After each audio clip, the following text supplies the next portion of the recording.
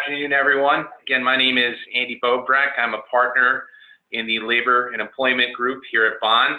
On behalf of my 70-plus management side labor attorneys here and the rest of our 250 lawyers across New York and in our other offices, we welcome you. Among our group presenting here today, we have 5 of my fellow labor and employment colleagues from various offices here at Bond. I'd like to introduce them briefly in order of their appearance during today's webinar.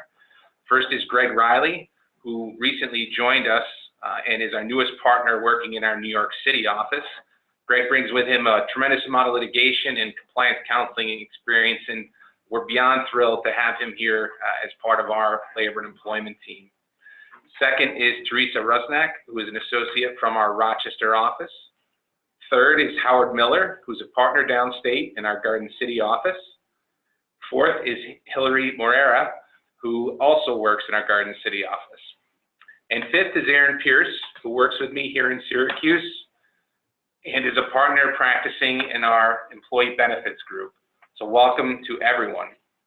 So before we hear from our panel, I'd like to offer just a few introductory remarks. The response to our invitation for this webinar was incredibly strong, and we have a huge turnout today. No doubt this huge turnout is due in part to your concerns about the many new changes which occurred in the labor and employment law area over the past year, and moreover, the corresponding requirements that we're all going to face in 2019. Among the group in attendance today, we have many clients who we work with on a daily basis, and we're glad to have you here with us, as well as many guests and friends of the firm who work in the field of human resources in one way or the other. Again, it's our pleasure to have all of you with us today. Because of the size of our group, we are not able to respond to questions live, but we do encourage you to submit questions using the Q&A function during the webinar.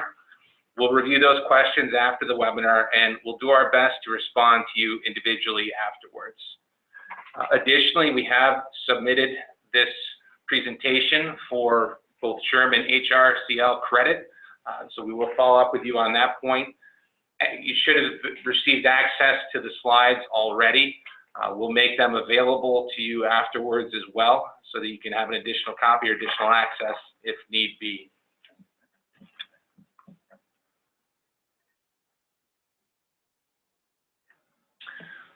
So for our topics today, obviously a lot happened in 2018. Even with 90 minutes, we really can't cover every change that took place, but what we'll be doing is highlighting significant changes in the areas that you see listed here.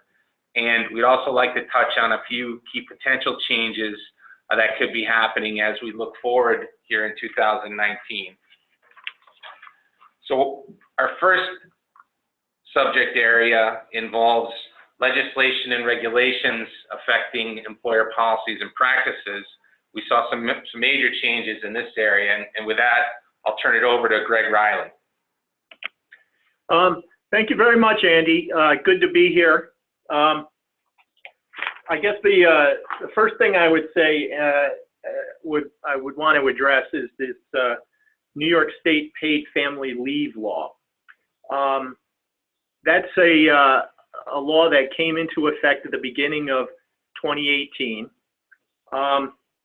And basically throughout the entire year, myself and my colleagues were getting a lot of questions about how does this law work? How does it interact with the FMLA? How does it interact with the state disability law? How does it interact with, you know, employer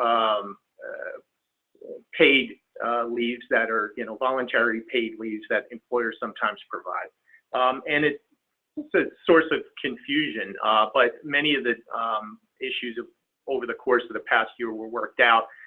Some issues still remain.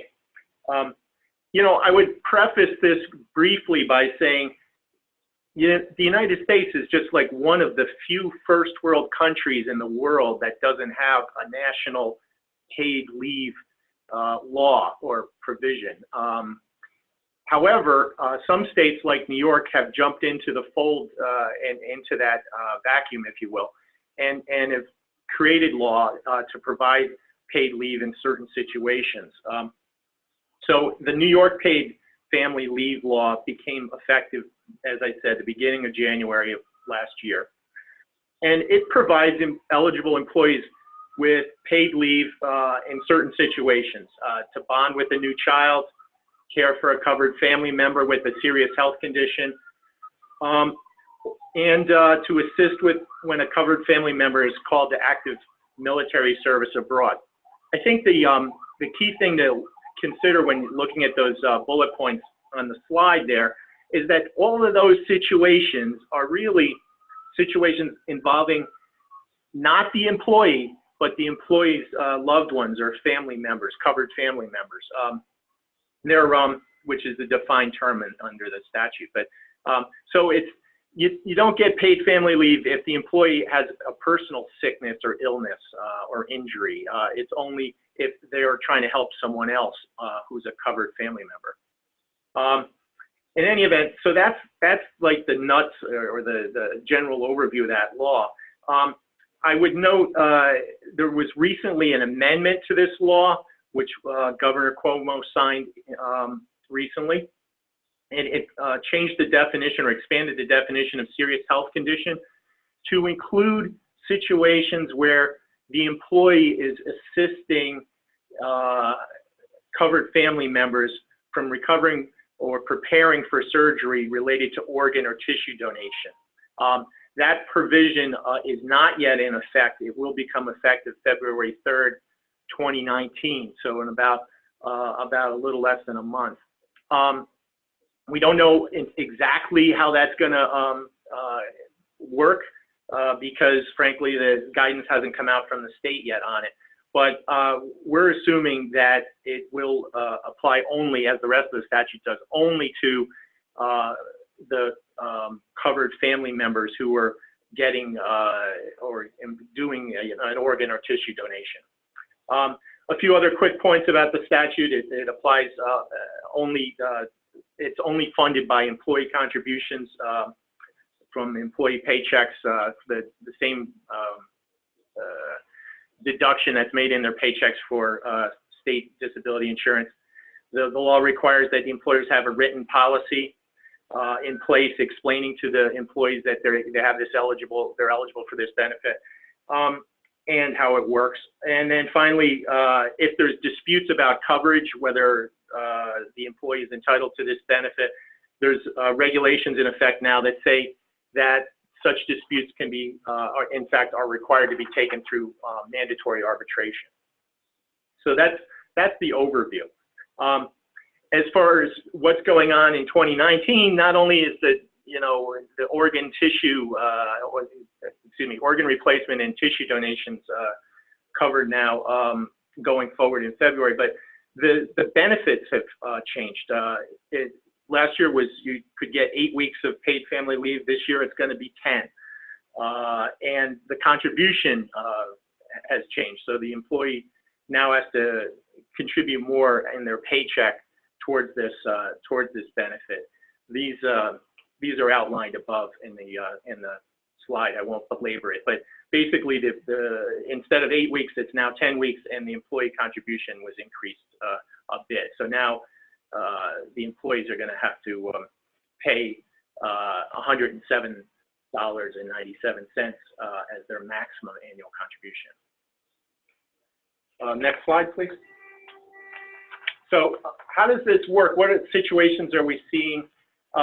It comes up in a lot of different scenarios, but probably the most difficult scenario is involves, and most frequently what I get a lot of questions on is maternity leave.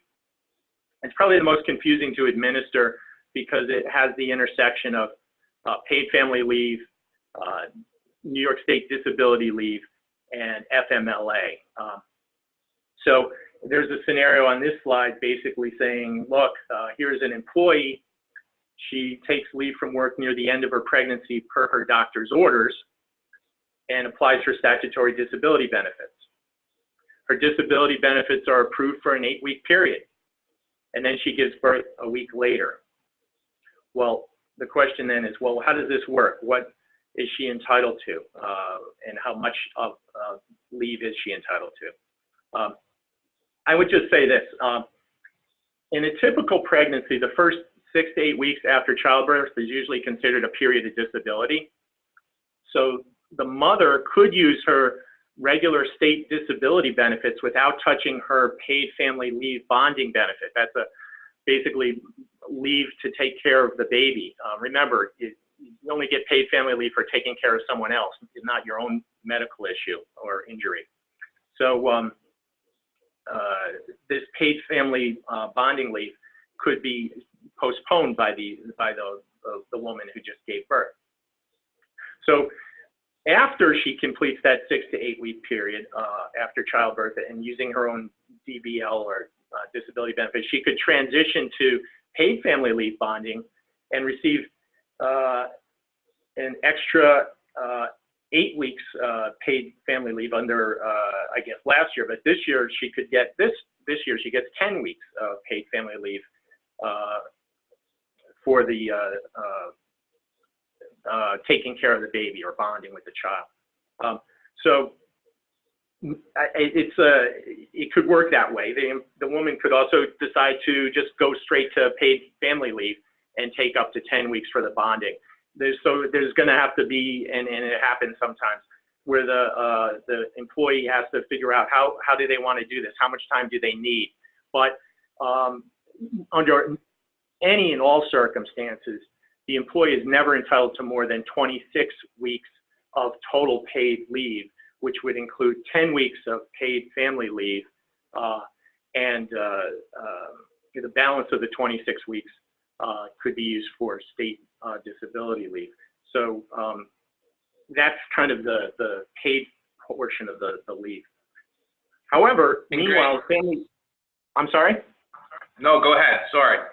Okay. Meanwhile, while this is all going on, the family medical leave runs concurrently with the state disability leave and paid family leave. So the mother's, in this scenario that's on the slide, the mother's leave entitlement doesn't really end at the expiration of the 12 weeks of unpaid family medical leave under the federal law.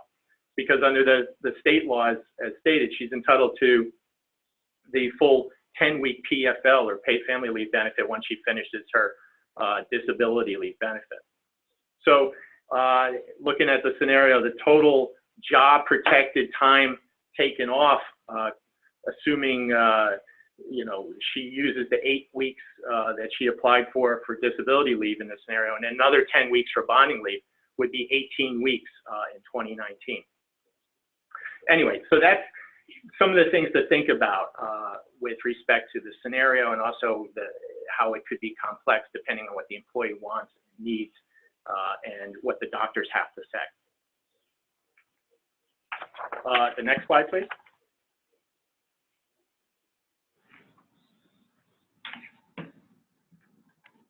I'd like to turn now to some of the other developments in New York and New York City.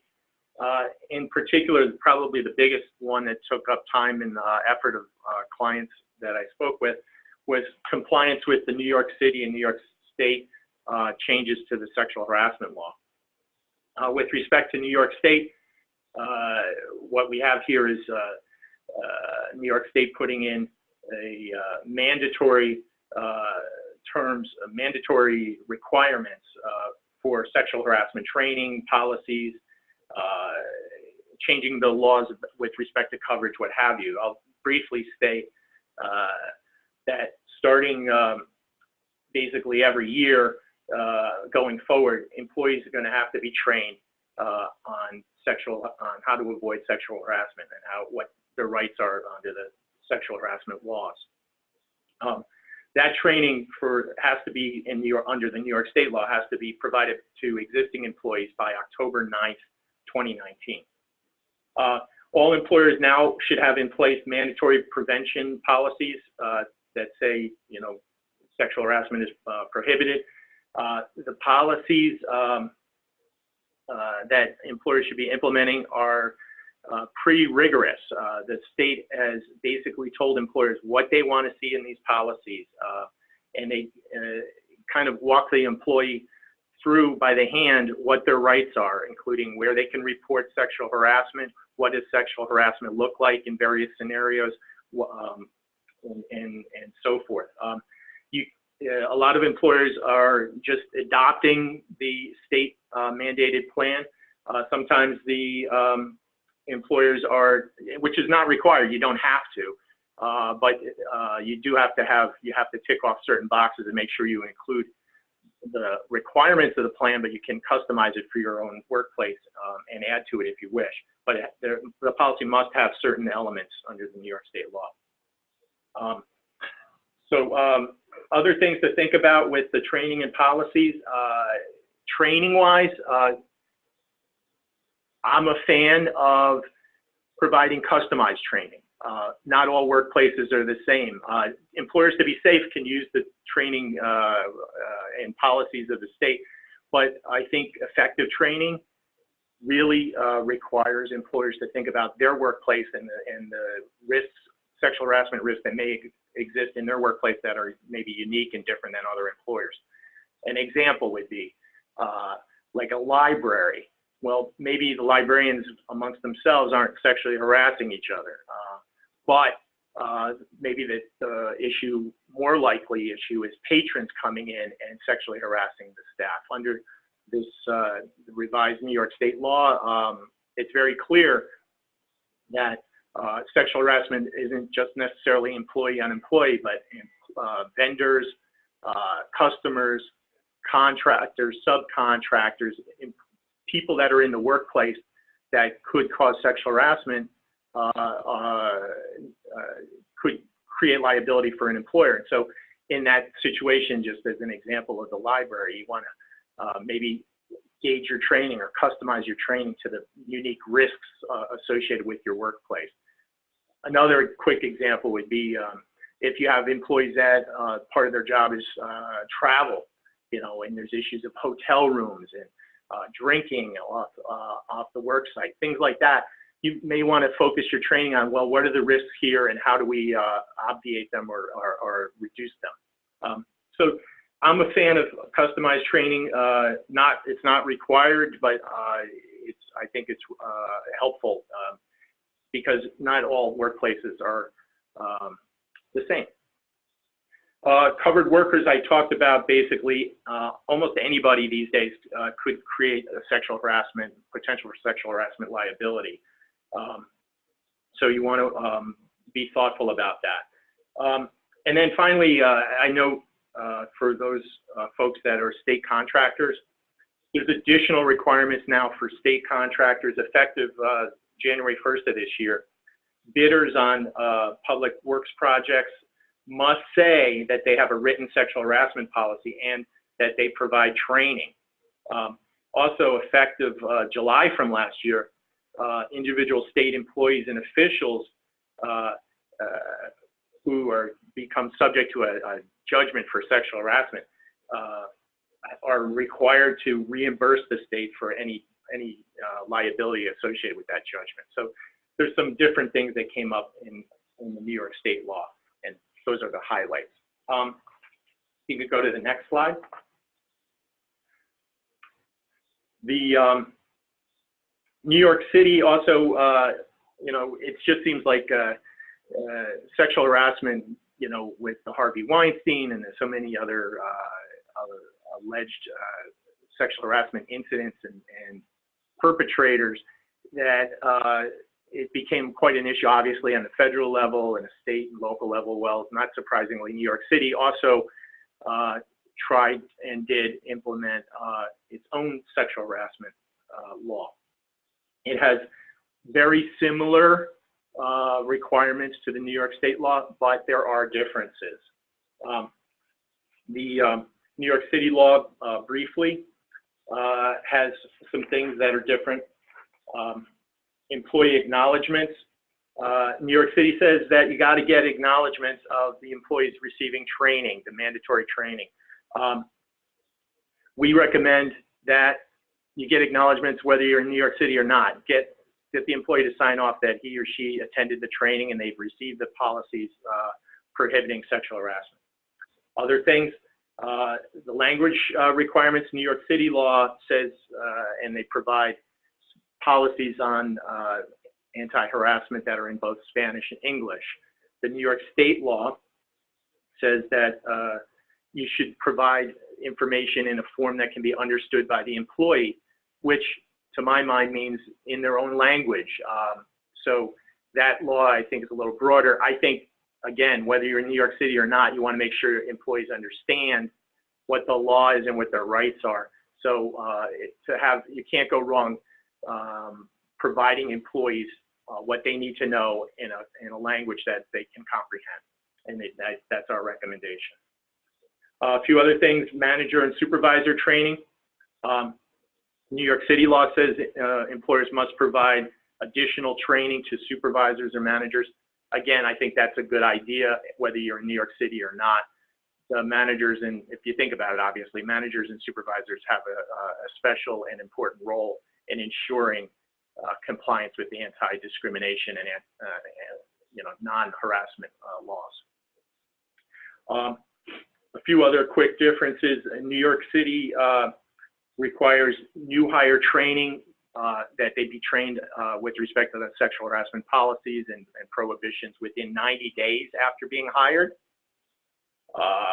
The New York state law says please do it as soon as possible, which is a little vague. It's obviously not a set date or set time frame.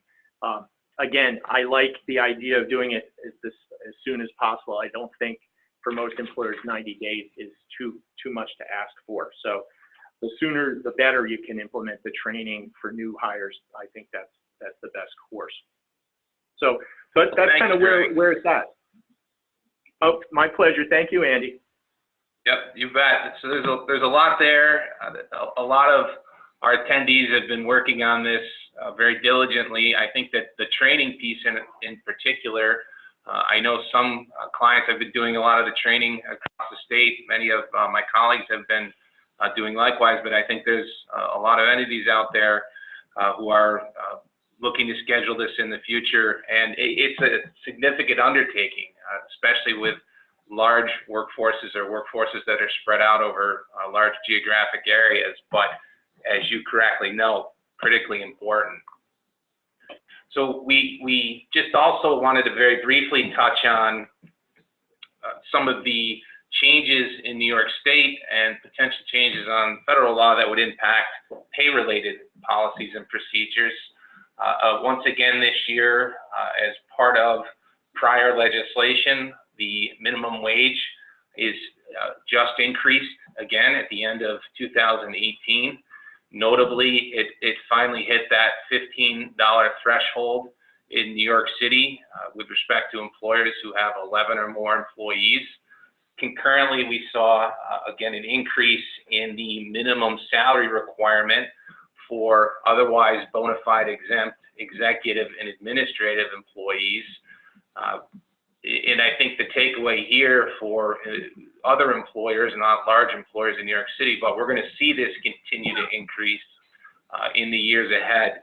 So be mindful of that and budget accordingly. On the federal side of things, it's been much more static. The federal minimum wage remains at $7.25 per hour.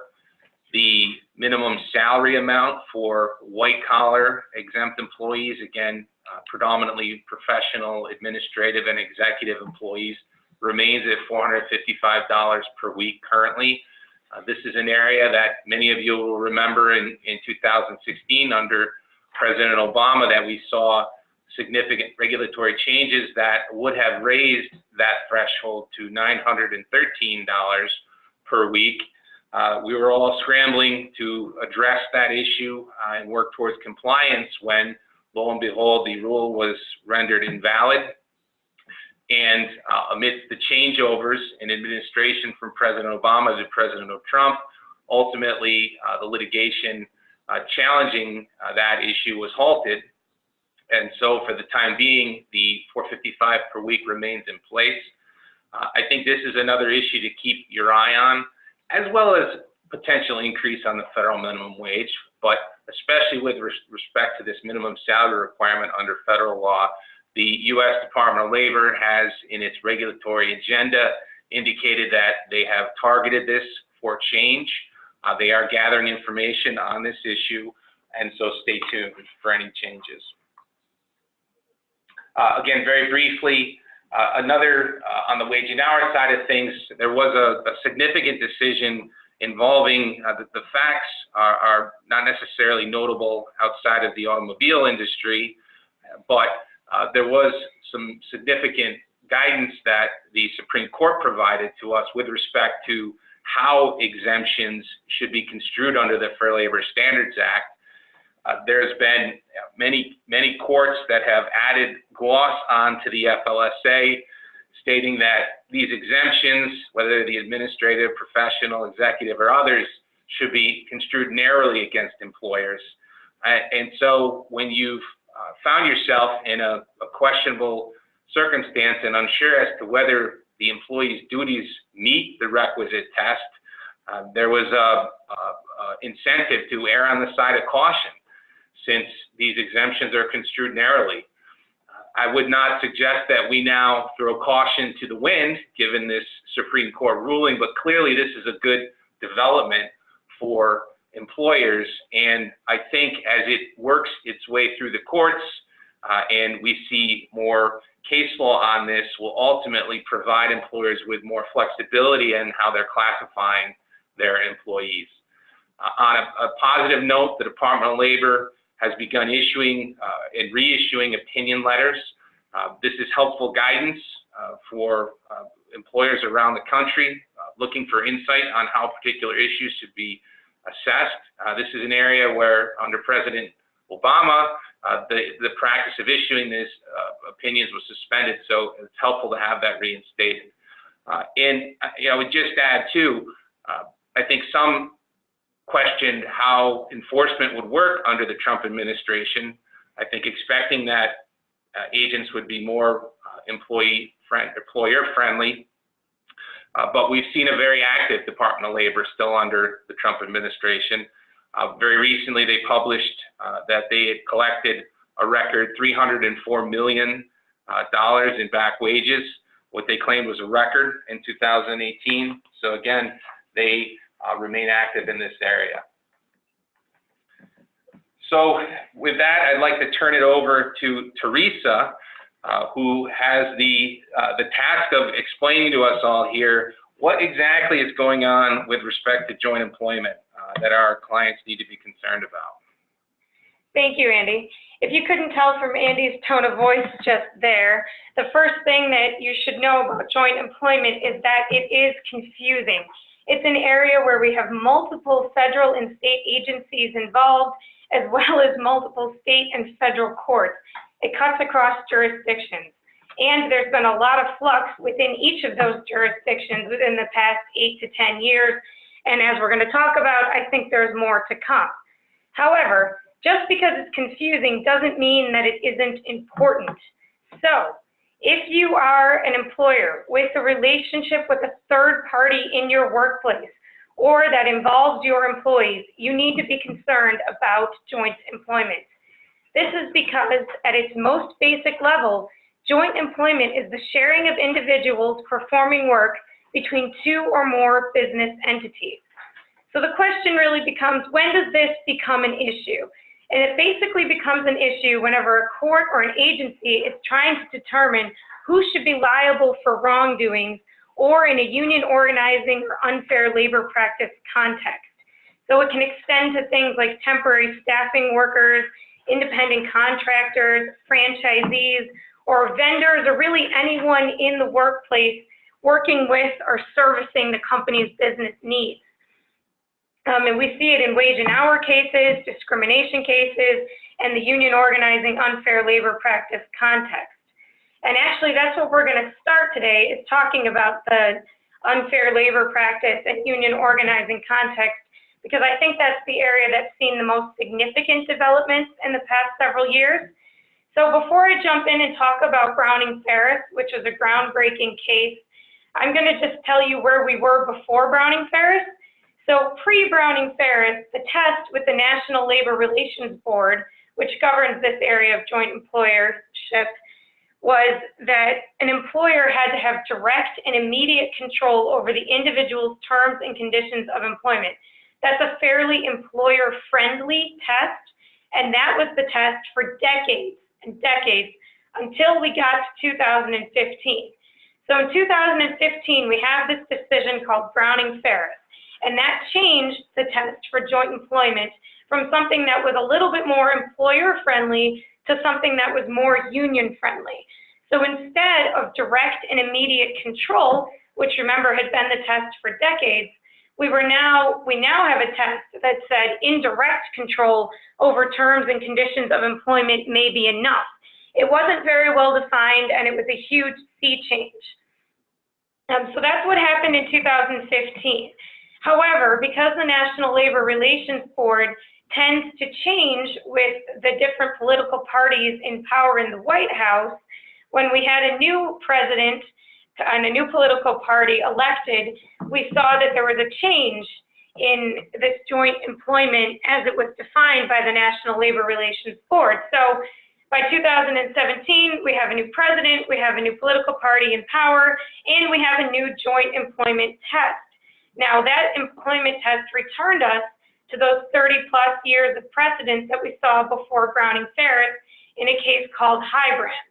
So that returned us to the previous standard, and it seemed like everything was fine until Highbrand itself had to be vacated due to a conflict with one of the board members, which means it's almost as if it never existed, and we were returned to the Browning-Ferris test, which, as you remember, is more friendly to unions and employee organizations and not so friendly to employers.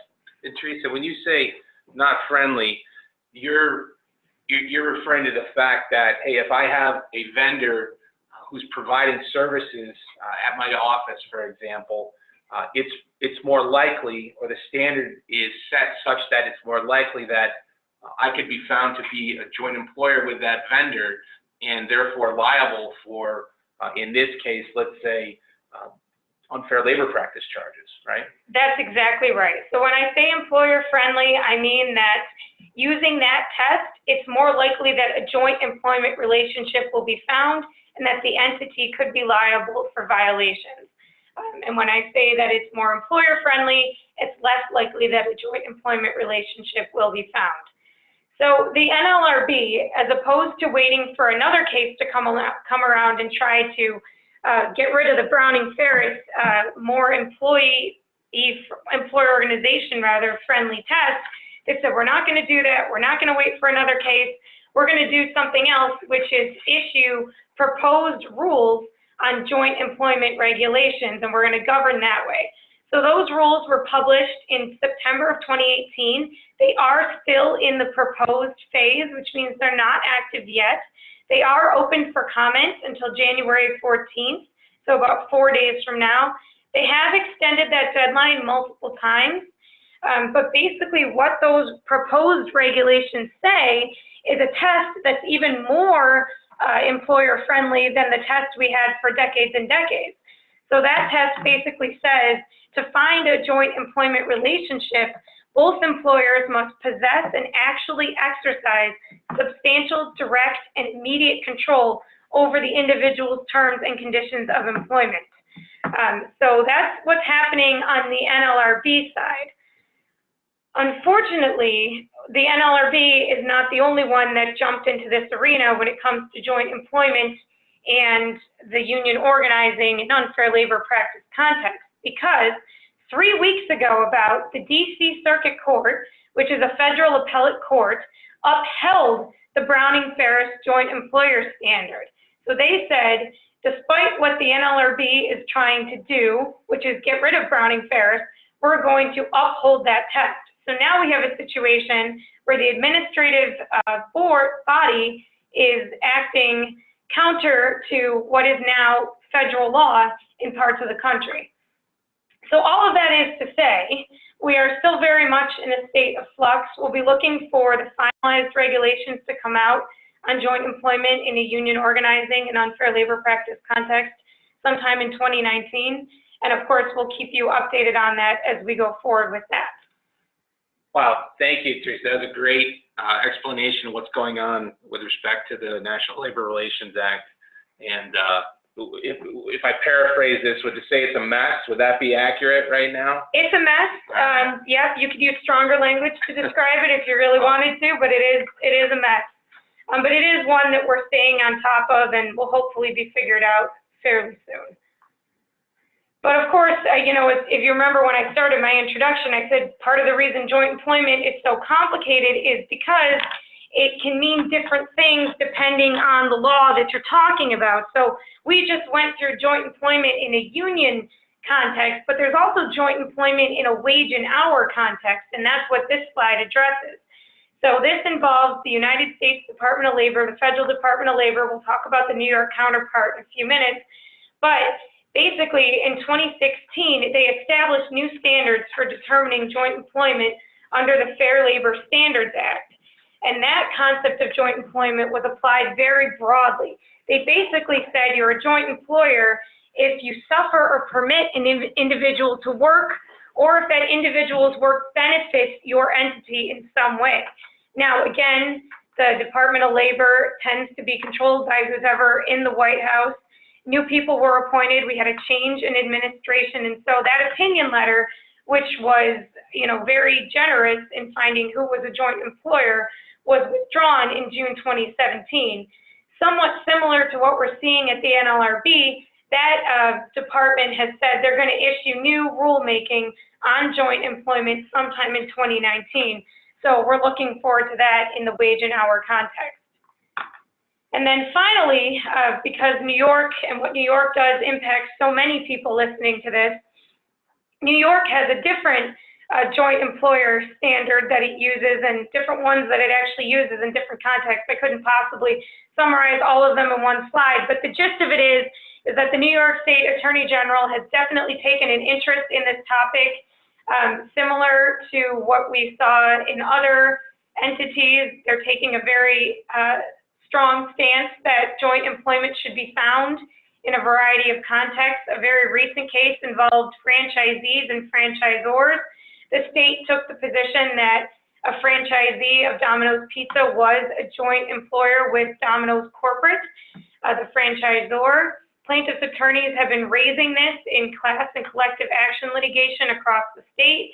And frankly, I personally, and I know some of my colleagues, have been seeing this at the New York State Division of Human Rights as well, where multiple entities are being named as employers, and the Division of Human Rights, as well as other state agencies like the Department of Labor, are just disregarding the separate legal statuses and statutes that I just painstakingly told you about, and kind of proceeding with litigation against both entities. So that's something to be aware of. It can be challenged, but it's usually a time-consuming and somewhat costly process to do that.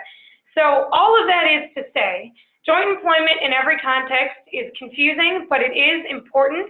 And there are ways that you can address the risk there through the agreements that you have with your vendors, with your franchisees, with your independent contractors. There's ways to make it less likely that you could be found to be a joint employer with another entity. So those are things to keep in mind as we head into 2019. Thanks, Teresa. And I think it's great advice to take a look at your agreements that you have with vendors or other third parties who are providing services at your workplace or away from your workplace, and things I imagine like indemnification language, right? That could help you as well to make sure that you as a legal entity are not unwittingly finding yourself liable for the actions of that third-party vendor. Great. Well, Teresa, thanks again for that summary. At this point, we want to talk about some of the new risks that employers are facing in employment discrimination litigation. And with that, turn it over to my colleague, Howard Miller in Garden City. Howard. Hi. So some of you may recall an old movie called In and Out. I say old, but it goes back to the 1990s. And in that movie, it stars Kevin Kline and Matt Dillon. And Kevin Kline plays a high school teacher who is outed by his former student, who is played by Matt Dillon, while Matt Dillon is accepting an Academy Award. And after he is outed, he gets terminated from his employment from the school district. And I happened to be watching this movie a couple of years back with my kids, and they asked me, was that lawful? Could that really happen in real life? Could a teacher just be fired because of his sexual orientation? And for the first and perhaps only time in their lives, I actually answered that question with something other than, please go ask your mother.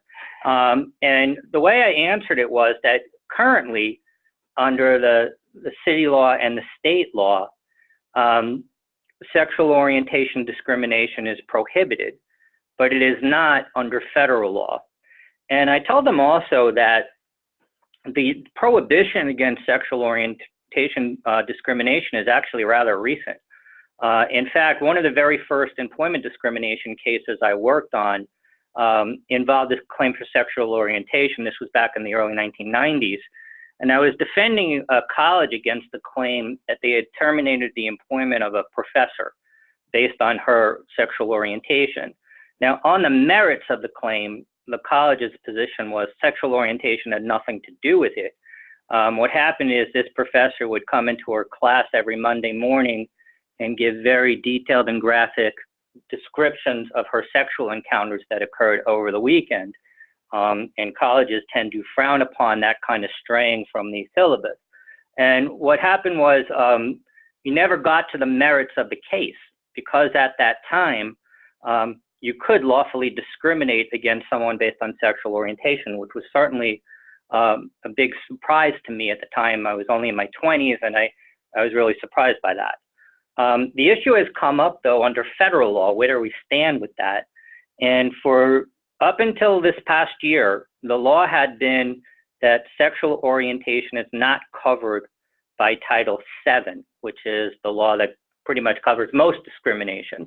Now, it is prohibited against, with respect to public employers, under the Equal Protection Clause in the form of a 1983 action, but under Title VII, which prohibits discrimination based on sex, sexual orientation is not considered to be discrimination based on sex.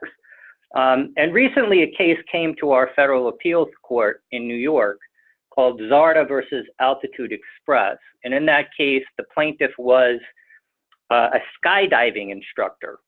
And he was terminated after it was revealed that he was homosexual. That was his, at least, allegation. The way it came up is apparently when you are first learning skydiving, which is something you cannot pay me enough money to try, apparently you get attached to the instructor on your first group of runs. And what he would do is he would tell female clients they need not worry about being so close to him because he is gay. And one of those clients reported it back to the company, and that is at least what he alleges was the reason why he was terminated. And the initial 3-judge panel, and you should know that typically federal appeals go to a panel made up of only 3 judges. They ruled that although times have changed in our view, we are still bound by the prior precedent of this court in other cases, and we are constrained to hold that sexual orientation discrimination is not covered by Title VII. That case, though, after that panel determination, it went to what we call en banc review, which is that every judge in the Second Circuit, which is 13 judges, decided to hear this case. And after hearing it, there was a majority decision that ran 69 pages and concurring and dissenting opinions that ran 80 pages. And the Second Circuit, the majority now, the rule in New York now, is that Title VII does encompass discrimination on the basis of sexual orientation, and it is prohibited under that law. The Second Circuit relied heavily on a decision from the Seventh Circuit that sits in Chicago. And in that case, you had a professor named Kimberly Hively, who was a lesbian. She alleged that she was passed over for a promotion because of her sexual orientation. And what happened was, accepting her allegation that that was the reason, the Seventh Circuit compared her as being a female professor attracted to a woman who was denied a promotion with a hypothetical scenario in which she was a male who was attracted to women, and received the promotion. And if you look at it that way, then Hively would not have been denied a promotion but for her gender, but for her sex. And therefore, sexual orientation discrimination is a subset of sex discrimination. And that is the law as we stand right now in the Second Circuit. There is another circuit, though, in the South, the 11th Circuit, that has ruled the other way. There are petitions pending before the Supreme Court to hear this case and to rule once and for all one way or another. And we don't know whether the Supreme Court will take it, but one of the main criteria they use in taking a case is whether there is a split among the circuits, and there certainly is one now. One question that may be asked is, well, what does it matter if we have a prohibition under the state law? Why does it matter if we also have it under the federal law as well? And that is, the reason why it matters is that there's really different standards here of liability. I had a case a number of years ago for a school district where a teacher sued saying that she was passed over for tenure because of her sexual orientation. We moved to dismiss that complaint on the basis that there were no allegations that the school board itself knew of the alleged discriminatory behavior and condoned it. And the court granted that, dismissed it under state law. That is the standard under state law. There's no what we call respondeat superior liability. The employer itself has to know and known about the behavior and condone it. That's not the same standard as Title VII, and there's all sorts of different theories of liability, including cat's paw liability, where an employer could be liable even though it doesn't really know about the discrimination. So we're ready to go to the next slide. So again, going over the new harassment law, some of this was covered earlier, but this law now applies to every employer in New York State, irrespective of the number of employees. And again, the protections were expanded to non-employee workers, so subcontractors and people who visit an employer site are protected from harassment. The more frequent claims that come across my desk are where you have the harasser being someone who is not an employee. There was a case involving Costco this past year where a customer was repeatedly harassing a salesperson at Costco, and the company was actually found liable under that circumstance for not doing enough to protect the employee. I've seen this come up with some libraries we represent where patrons are coming in and harassing library staff, and I've seen some harassment and abuse even in public school of parents against teachers. And we have an obligation to do something about that. Another key provision of this law is that there's a prohibition against mandatory arbitration in sexual harassment claims. This provision may not actually survive a legal challenge because a court may hold that the Federal Arbitration Act supersedes the state law on this issue, and that we're waiting to see how that plays out. Another important provision is typically when we settle cases, we like a non-disclosure clause. There is a concern, and this may have come out of a lot of the celebrity cases we've seen.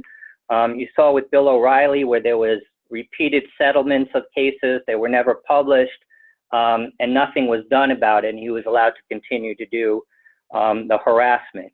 And because of that, you no longer can have a non-disclosure agreement in a sexual harassment claim unless the complainant is the one requesting it. And then if the complainant does request it, there's a procedure very similar to waiving age discrimination claim, where you have to give kind of a 20-day, one-day period for them to consider it, and a 7-day revocation period. So people ought to be aware of that. And then finally, there are penalties for public employees who commit sexual harassment. And the way this would come up, again, let's take a school district, a lawsuit under the state law for sexual harassment. Jury comes down with a verdict against the harasser under an aiding and abetting theory of liability and against the school district itself. And let's say the verdict is $100,000 and the jury apportions liability 50-50 between the harasser and the entity. The harasser now has to pay the public entity the $50,000 of that judgment. And if they don't pay it within a certain period of time, the public entity actually is authorized to garnish their wages until the full amount is paid back. Well, Howard, thanks so much for that summary. Very helpful. In a lot to keep in mind there. Again, a developing area for sure, but one for employers to remain mindful of. I want to just touch base with Greg Riley here. Greg, as an experienced litigator down in New York City, I know you're often dealing with federal law as well as state law, but in addition to those, you're dealing with the New York City human rights law or other New York City laws that apply and that employers need to be mindful of. Maybe you could touch base just a little bit on the scope of those laws and that law. Yeah, thank you, Andy. Yeah, here in New York City, we're on the bleeding edge of protecting employees, and we have to deal with that as employers and advisors to employers. I think if there's a way that employees might be damaged or injured, New York City is willing, ready, and able to step into the void. Anyway, just some quick examples from the slide. I think it's easy to say we're probably the most plaintiff-friendly, reasonable interpretation kind of municipality in the country. If there's a way to interpret things in favor of an employee, we will. More recently, for sexual harassment claims, the statute of limitations for bringing those claims before the city commission has been changed from 3 years to 1 year. Also, recent changes have expanded the definitions of what constitutes sexual orientation and gender under the New York City human rights law. Let me just say, and I meant to say this earlier when I spoke, it's kind of just personal observation, but I think it helps when you think about these laws, particularly on sexual harassment. Obviously, in the past year and a half, the country and the state and the city have taken special pains to protect and protect people from sexual harassment and prevent sexual harassment. It's interesting, and we'll have to see what happens in the future because, you know, there's all sorts of other kinds of discrimination out there, of course, like race and disability, national origin, discrimination, and yet those kinds of protected categories don't have special training requirements, special issues about what confidentiality and releases, special issues about, you know, having a particular policy. So we've done that now for sexual harassment. We shall see if New York City or other the state or the country goes and tries to expand those kind of developments or those kind of requirements for other types of protected categories. In any event, let me say this too, one other quick note. While New York City has probably I think a very liberal law, I think it's fair to say, to protect employees. While that is true, and this may be somewhat helpful for employers that are really up against the wall.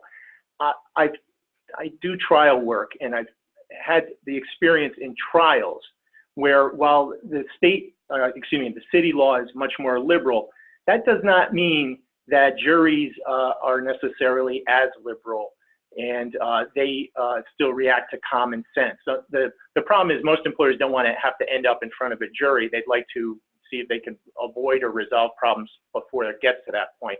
But just because the city standard for discrimination is that you have to treat someone, if you treat someone less well, you could be liable for discrimination, and that's a pretty low barrier. If you treat someone less well, you could be liable for discrimination.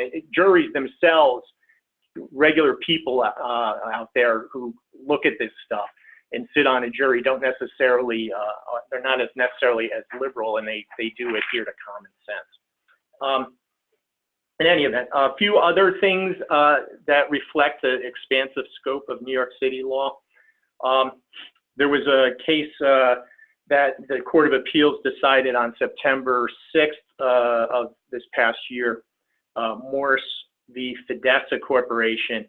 it basically expanded this definition of what constitutes family status as a protected category. In that case, two married employees worked for the same company. One of them left to join a competitor, and the employer decided to fire the remaining employee, saying, hey, you know, we're firing you because your spouse, or what they perceived was the spouse, went to join the competitor. The court ruled that that constituted marital discrimination, or discrimination based on family status. The employer argued unsuccessfully that that wasn't based on the status, it was based on the identity of who they married. But the court rejected that, and basically in the decision goes through and explains how New York City law is much more liberal and should be given the most liberal interpretation. So that's kind of a interesting decision, and it reflects the Court of Appeals in New York being the highest court in the state, reflects how the judiciary in this state views the New York City law. Other stuff, effective October 2018, there was a decision to change up the requirements under the New York City law for what employers have to do in the event of an employee needing a reasonable accommodation. That law basically implemented stricter requirements about what employers have to do. They have to engage in this cooperative dialogue. What does that mean? Well, it means they have to engage in good faith written or oral dialogue with the employee within a reasonable time when they learn that they might need an accommodation because of a disability. They have to evaluate potential accommodations that might be able to help without creating an undue hardship. They have to evaluate the difficulties of the potential accommodations. And then they have to put that, all those things, they have to put that in writing, a written final determination to the employee that tells the employee why they did that, why they made that decision, which could, of course, you want to be very thoughtful about that, because that could be the basis, what you write might be the basis for a lawsuit. So that's a very, I think, and could be very burdensome requirement, and something employers have to be thoughtful about. And some employers, frankly, are unaware of it, at least in New York City. So that's important to know. And that was a change that became effective in October of last year. You don't have to, and I would note, just as the slide says, the employee doesn't have to ask for the accommodation. If the employer perceives that there's a possibility that they might need it, then they should engage in this cooperative dialogue, if you will. Last bullet point on this slide, it says, employees are allowed to demand 2 temporary schedule changes. What's this? Well, in July of last year, again, New York City decided to create a new requirement, a new law that says employees have to be given time off for personal events. What are personal events?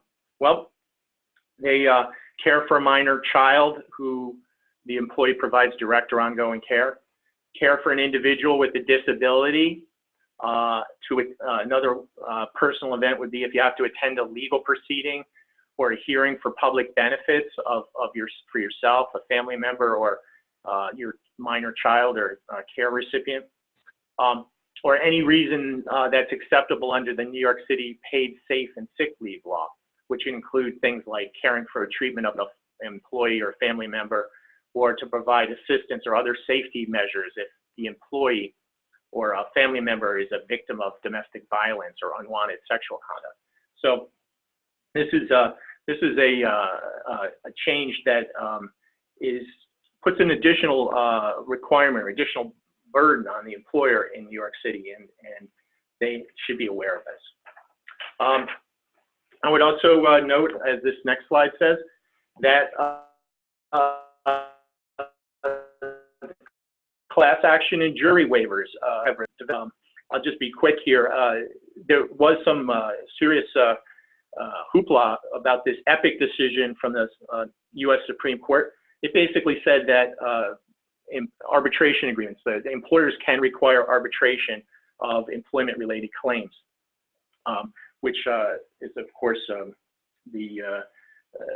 I always thought was appropriate, but now the U.S. Supreme Court agrees. I would echo what Howard Miller earlier said. The New York state law prohibits the requirement of mandatory arbitration of sexual harassment claims. We'll see if that stands up, because that may run counter to the Federal Arbitration Act. That state law might be preempted. But right now, employers in New York and elsewhere are permitted to have mandatory arbitration of employment-related claims. And some employers are implementing that. And it's particularly helpful in those situations where the employer is seeking the private and confidential resolution of disputes. The other aspect to consider is jury trial waivers, which is another, it often goes hand in hand. Employers, my clients that ask for class action waivers, they often ask for jury trial waivers, and they also ask for arbitration, mandatory arbitration. They're all things that employers should consider, and they're all legal depending on the circumstances. I think that's it. Great, Greg. Thank you very much for that. I think in my experience, and I think with some of my colleagues, certainly here upstate, we see these arbitration agreements becoming more commonplace because of all the values that you described. And I'm sure some of our attendees who have not had to deal with the varying requirements under New York City law are looking at these with some questions in mind. But I always tend to think what we see happening in these large cities like New York and some others on the West Coast, we then start to see things filtering out through the corresponding state legislatures in those areas too. So our private sector employers in those upstate need to keep those in mind, which then I guess dovetails to our next area. And Hillary Morera is going to talk a little bit about some of the developments we've seen in the public sector.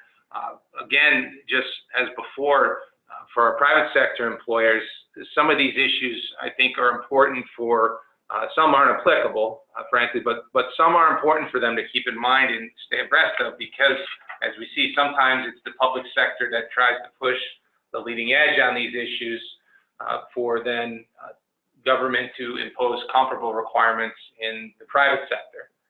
So Hillary, I'll turn it over to you. Thanks, Andy. And I'll just note at the outset, I've got a little cold, so hopefully everybody can hear me and understand me. In 2018, there were two main developments that impacted public employers. The first was the invalidation of agency fee deductions that was struck down by the Supreme Court in the Janus case, and the second was an amendment to Civil Service Law Section 75. So I want to talk about the Janus case first. And for most public employers, you already know that in June of last year, the Supreme Court struck down an Illinois law that required payment of an agency fee. Sometimes it's also referred to as a fair share fee by public employees who had declined to be a member of the union. Now, the concept behind agency fee deductions was that even though an individual is not part of the union, they were still covered by the terms of collective bargaining agreements. And so they benefited from the collective bargaining process, the contract administration, that all related to matters that affected their wages, their hours, and conditions of employment. So because they received these benefits, it was only quote unquote fair that they also paid what we refer to now as agency fee. Well, the court found that these agency fees violated the First Amendment and were unconstitutional because the payment of the agency fees required employees to financially support unions which they did not voluntarily join and whose ideas and speech that they may oppose. So this directly affects New York because the Taylor law contains a similar provision to the Illinois law that was struck down by the Supreme Court, which required or which entitled unions to deduct agency fees from non-members here in New York. So based on the holding in the Janus case, the provision of the Taylor Law is now considered to be unconstitutional, but I'd like to note it's still on the books. So that's just something to keep in mind. So in anticipation of the Supreme Court case in Janus, in March of 2018, New York actually amended the Taylor Law in a way to try to help soften the blow for unions who may have a decrease in union membership, which would also decrease the amount of money that they receive. So the amendments now require public employers to notify the unions within 30 days of new employees being hired or the current employee being promoted to a position that is in a different bargaining unit of the individual's name, address, and work location. They're also required to permit the new employee, the promoted employee, to meet within 30 days of the hire of promotion with the union for a reasonable amount of time during the employee's workday and without charge to any leave credits. Now, the statute does not define what constitutes a reasonable amount of time is. Of course, they left it very vague, but it does specifically require that the meetings be scheduled in conjunction with the employer. Now, practically speaking, you know, sometimes we've had questions about whether it has to be individual. So if you have multiple people hired or promoted in the same union, can you have them meet all at once? So those are some things that we've been working through with clients. So if those things come up, feel free to give us a call. One of the other things that the Taylor Law amendments did was that it requires employers to wait to deduct union dues from members until 30 days after receipt, or within 30 days of receipt of proof of assigned dues deduction authorization card. Prior to these amendments, basically employers would just start automatically deducting from each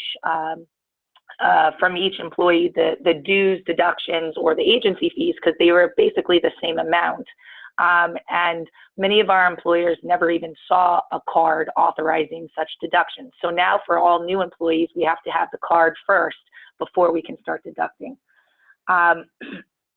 Now, in terms of receipt of the dues authorization cards, employers can receive them electronically now.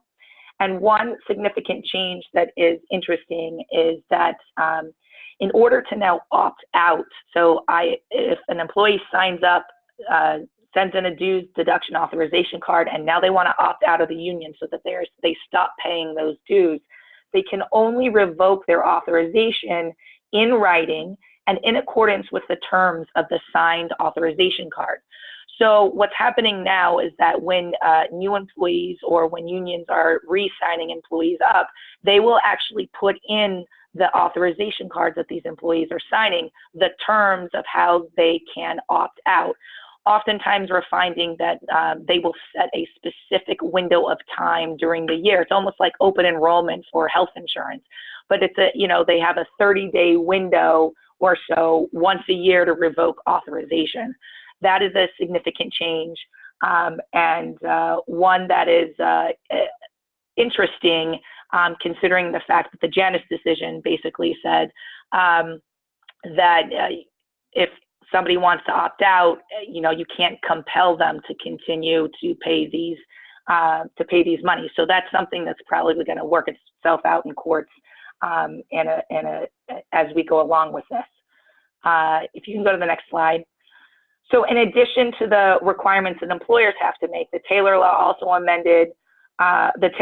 also amended to limit the union's obligation to represent non-members. So unions no longer have a duty to represent non-members during questioning by the employer. So if we call an employee in to question them during a disciplinary interview, let's say, generally employees are entitled to a union rep. If it's a non-member, then the union does not have to be present. They can decline to represent them.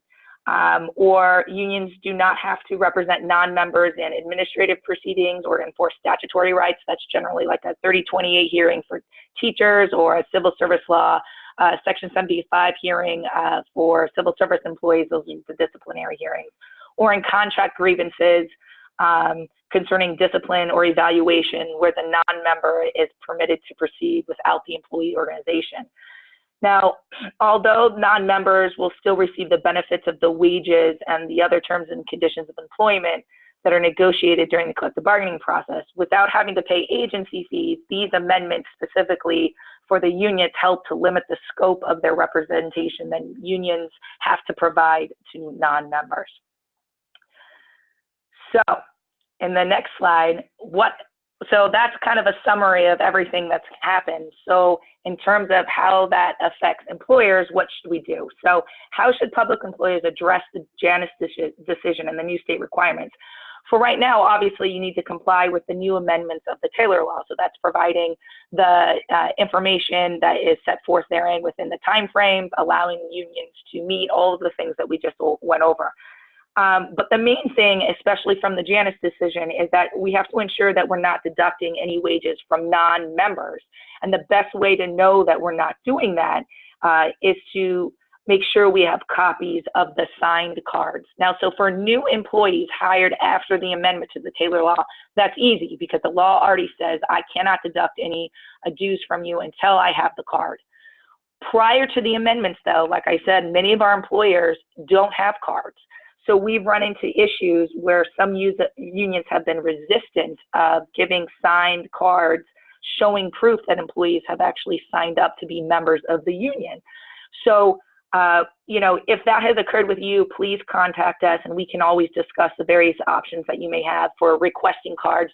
Lots of times there's provisions under the collective bargaining agreements that we can rely on, and we can also discuss potential risks that may occur if you don't get to them. And in terms of, go back, Andy, just a second. And in terms of what can be done strategically during collective bargaining related to this, is that, you know, many contracts had agency fee provisions. Those should be removed, and also to the extent that you don't have an indemnification clause requiring the union to indemnify you, to the extent we deduct dues from somebody that is a non-member, we definitely encourage you to put an indemnification clause in the contract.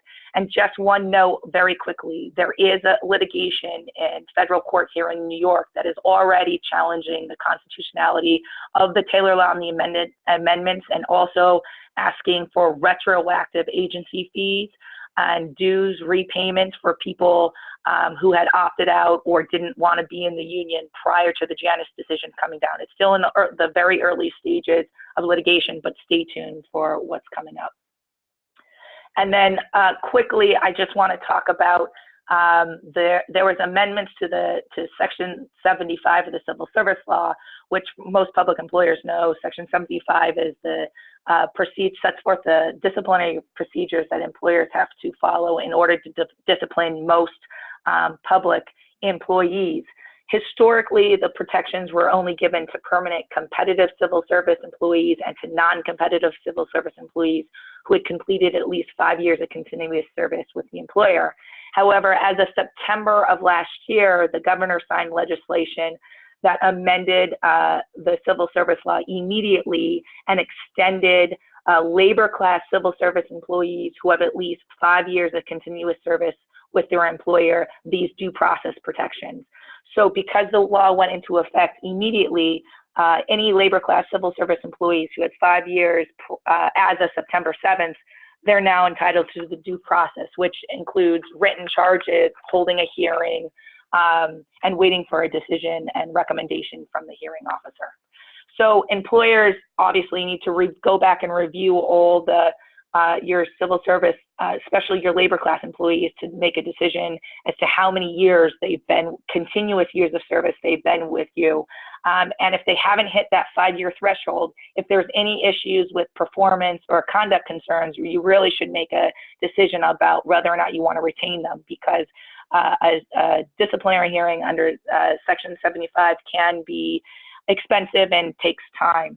And in terms of how this may discipline or how this may impact those that have an alternative disciplinary provision in their collective bargaining agreement, I would just note that as long as you have a clear and unmistakable waiver that waives the Civil Service Law Section 75 disciplinary procedures, then this law probably does not affect you. If you're unsure whether or not you have that clear waiver or whether or not that waiver applies to labor class employees, you can let us know.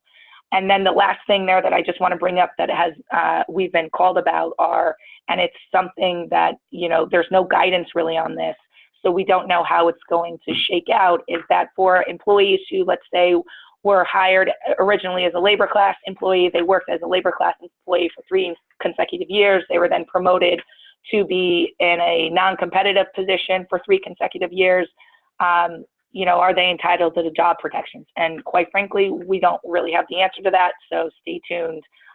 Prior to these amendments, the answer would have been no. Now my guess is it's probably that they will have the protection, but there is, that's just a guess. Well, thanks, Hillary, and thanks for going above and beyond the call of duty today, and hanging in there. Thank you. So we covered a lot there, and at the risk of raising blood pressure even higher, we wanted to talk a little bit about what could be forthcoming in 2019, and highlight a few issues there for all of you to keep in mind. I think one issue that we've been tracking closely are regulations that the New York State Department of Labor has proposed dealing with so-called on-demand or just-in-time scheduling of employees. Currently, the rule has just been proposed. It's open for comment until tomorrow. We're not sure what will happen from that point, but I think you can expect some very significant changes. And what it's basically going to do is require employers to be more thoughtful and to more strategically plan their scheduling of employees in advance. And when they're not able to do that, or have to cancel shifts for certain reasons or have unscheduled shifts, there are going to be new payment obligations for employees who are impacted by this. And you see there the 5 different categories that have been proposed in the regulations when additional pay requirements may be incurred by employers.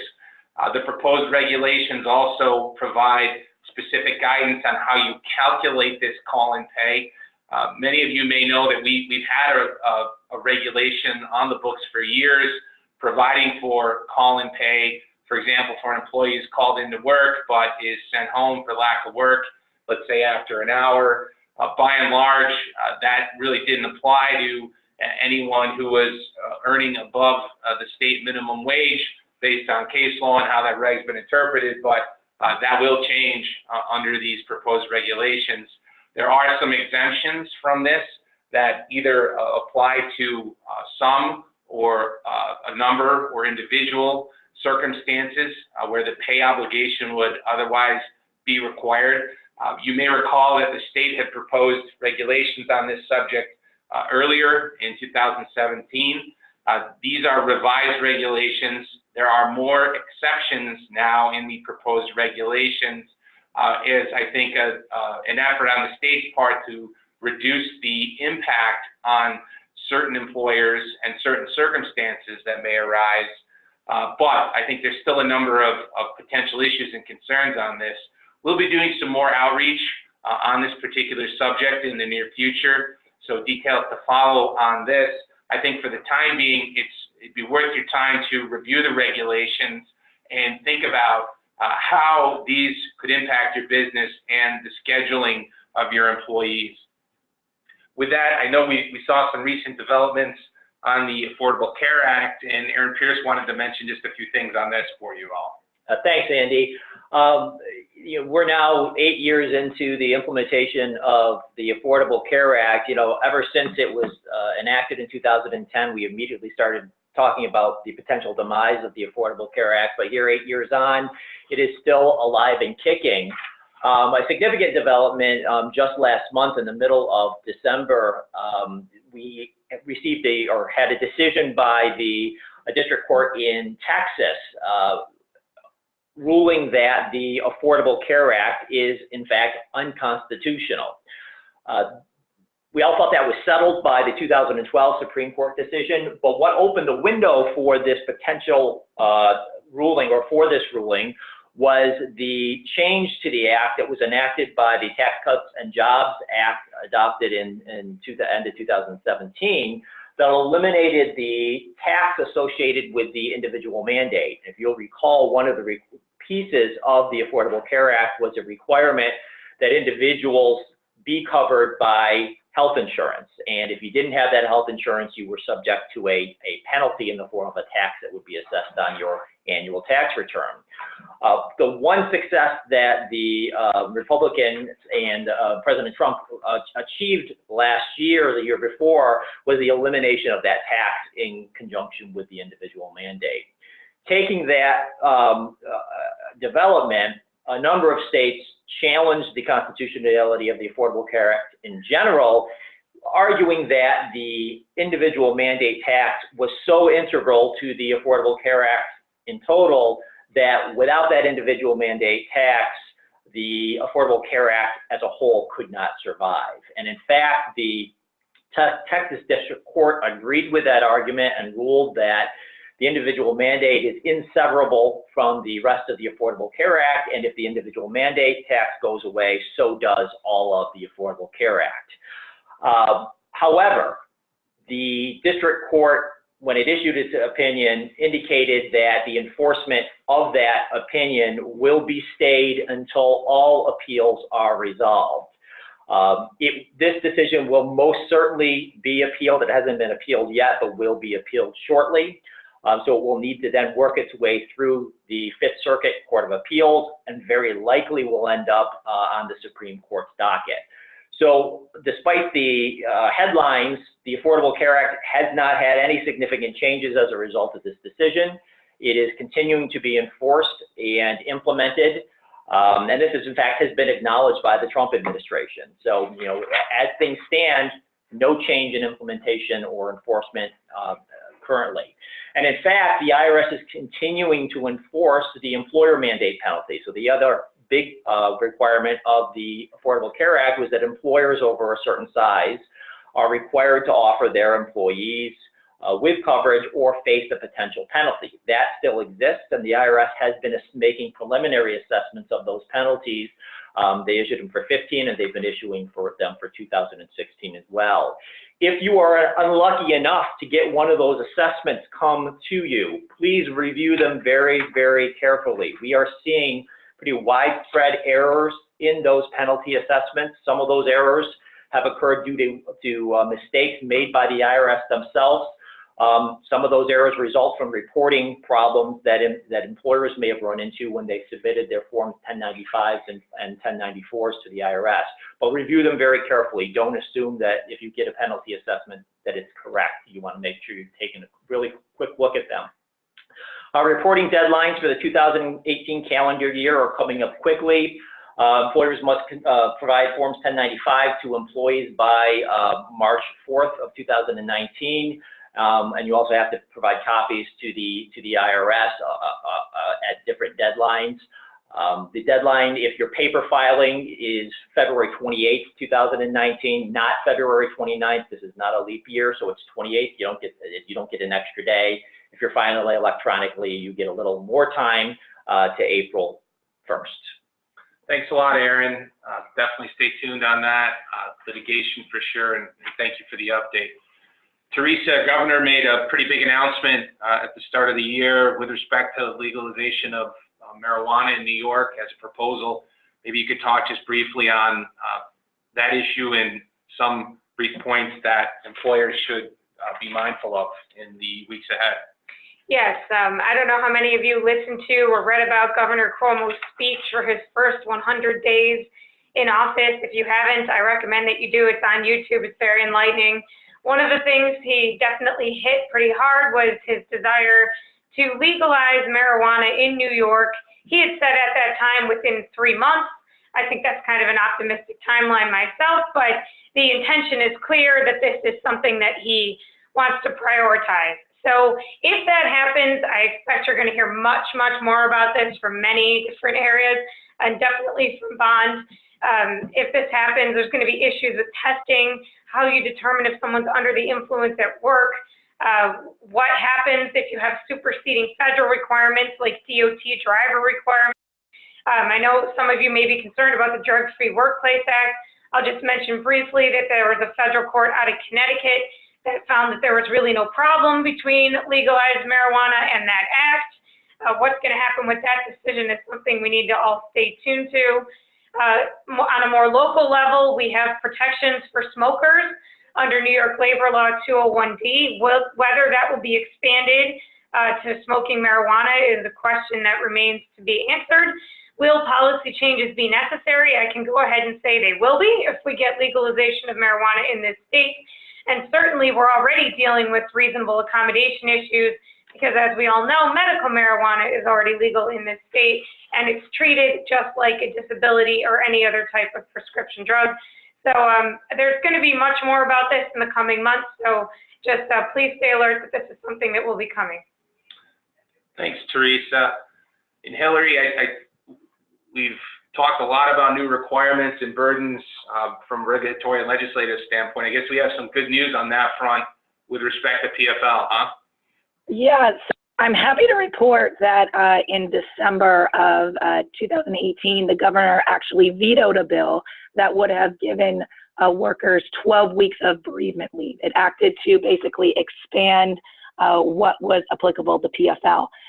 Now, although that's good news for now, I just want to caution everybody that expect something similar to probably be reintroduced, because the governor specifically said that he was vetoing the bill not because he didn't like the concept or the idea, but because he didn't think that the bill was written properly, in the sense that there was a lot of loopholes and a lot of things that he didn't were concerning to him. So be aware of that coming up, but also be aware that the even introduction of the expansion of the PFL for bereavement leave is kind of an open door now to expanding PFL to many other areas. We've already seen the sick leave law, paid sick leave passed in New York City, in Westchester, in New Jersey, in Massachusetts. So that's all around us. So I wouldn't be shocked if something like that came around. And who knows what else is to come. I'm sure they'll dream anything up, but just to keep on your radar, the PFL will probably be expanded, if not this year, soon. Thanks, Teresa. And I think I saw Mayor de Blasio down in New York City issuing a statement yesterday announcing 2 weeks of paid vacation for all employees in the city. I guess to your point that once the doors open, we can expect more things to come through that door by way of leave. And before we conclude here, I just wanted to touch briefly on the National Labor Relations Board and developments we may see there. And this is relevant not only for our clients and friends of the firm who have represented workers, but keep in mind so much of the change, and it was really unprecedented change that we saw at the National Labor Relations Board over the course of the Obama administration, was focused on employers who don't have represented workers. And we saw so many cases moving the needle towards a more pro-union environment and an environment designed to be more conducive to union organizing. Us who practice in this area were expecting significant change, the pendulum now swinging back the other way with the Trump administration. And candidly, while we have seen some changes, we haven't seen as much as we may have expected. And there's a number of issues that remain open on this point.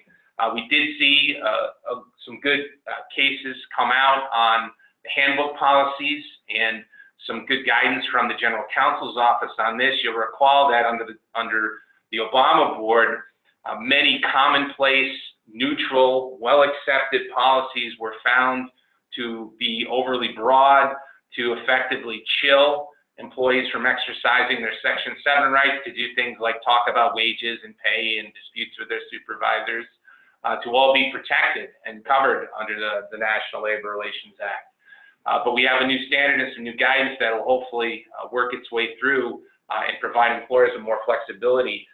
Right now, there's still an open question as to where things stand with Purple Communications, the decision from the Obama board that allowed employees to have access to their employer's email system to engage in Section 7 activity, and also the election rule, what we call the quickie or ambush election rule that was put in place under the Obama board to speed up the process and make it candidly more difficult for employers to engage in a thorough campaign, should they wish, in opposition to a union petition being filed. So more ahead from the NLRB, hopefully, and I think likely. So just in conclusion, I know we threw a lot at you today. We hope it was helpful. As practitioners in the HR and labor area, I think we've all become accustomed to staying on top of and monitoring these issues. We'll do our part here through our blog, the New York Labor and Employment Law Report. If you're not enrolled with that, I recommend you do. It's a good resource. We try to stay on top of the emerging issues for folks who subscribe to that. We'll have a breakfast briefing across the state in a location near you in the weeks ahead. And of course, we'll be doing our annual workplace labor and employment seminar across the state in late spring and early summer months. So with that, I just want to say thank you. We appreciate your attendance. To our clients, it was great to have you here. For those of you who aren't our clients, we want you to be our clients. And if we can ever help, please let us know. Finally, please do complete the review that you'll receive. We really welcome and appreciate your feedback. We want to make these sessions useful for you, so we welcome your feedback. Thanks again, and good day to everyone.